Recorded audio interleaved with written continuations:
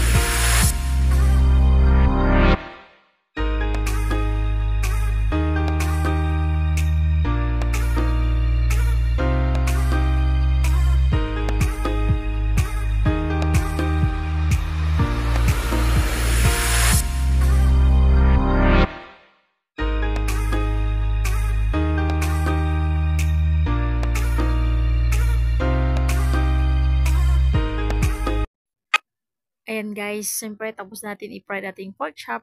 Mag-prepare tayo sa ibang kawali ng may mantika, of course, para igisa na natin ang ating mga ingredients. Ang ating ingredients guys ay napakadali.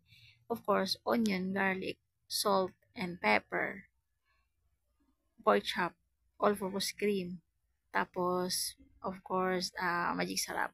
Ayun guys, ginisa ko na yung natin, unang-unang ingredients, of course, is the garlic and onion. Ayan. Igisa lang natin siya hanggang maging golden brown. And after nun, ilagay na natin ang next ingredients. Haluin na natin.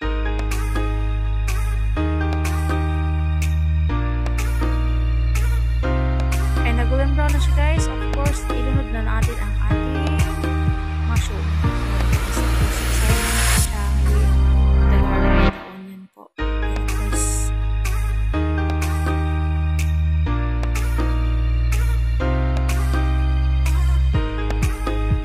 Ingredients po natin is the all-purpose cream.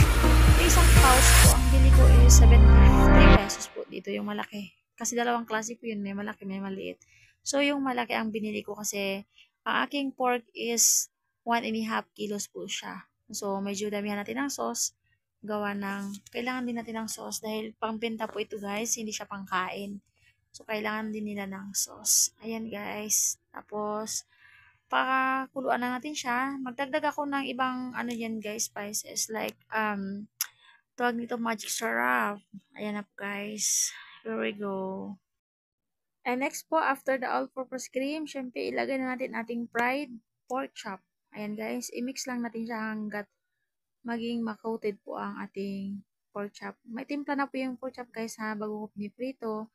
As I said, nilagyan ko siya ng konting salt and pepper, saka ko siya pina-fried. Nakamarinate po siya ng 15 minutes po. Kung mas matagal, mas maganda po siya sana. Pero madalian tong akin gawa ng late na rin ako nakapamalengke guys. Ayan na guys. Medyo sticky siya guys, so pwede kayo magdagdag ng stock. Kung walang stock, kahit tubig na lang po or hot water ganun, para yung kulo po is still din nandun lang po. Ang nilagay ko dyan po guys ay pork stock po dahil nagluto nga ako ng nilaga. So, nagkuha ako doon at tinagay ko po dyan sa chicken. Ayan guys. Nilagyan ko po yun ng stock po para mas mabilis po siya at malasa ng ating sabaw. Dahil tinimplahan ko na po ngayon. So, yan po. Inahalo lang natin siya guys ng ihalo hanggat lahat po ay malagyan po siya ng sauce. Ilang minutes na lang guys. Tapos lang po. Tapos na po yan guys. At makain na natin siya, pwede natin mag-enjoy. Pwede nyo itong i-prepare sa yung bahay. Napakasimple at napakadali. Almost 7 minutes lang po ito guys. Lahat kasama ang pag-fried. Ayan guys, tikman ko na po siya guys. For sure, napaka-creamy at po. Parang semi-carbonara sauce po ito guys. Kaya lang, nilagyan ko sa meat. Napakasarap to, paborito sa aking anak po. Ayan guys, tikman na natin kung anong lasa. Ay, yummy. Ang sarap. Super sarap talaga to guys. Ayan, mix ko lang uli. Medyo sticky siya, pero nasa iyo po rin guys kung gusto niyo mas maraming sabaw, mas okay. Pero mas maganda pag creamy kasi siya dahil pork chop creamy mushroom po ang ating niluto ngayon. Ayan guys, malapit na po siyang maluto. Tikman ko siya uli kung okay na yung lasa. Patayin ko na po ito guys para malagay ko na sa aking lalagyan. Dahil pang display po ito at paninda. I love you guys. Hope you enjoy our menu today. I love you and keep supporting. Bye.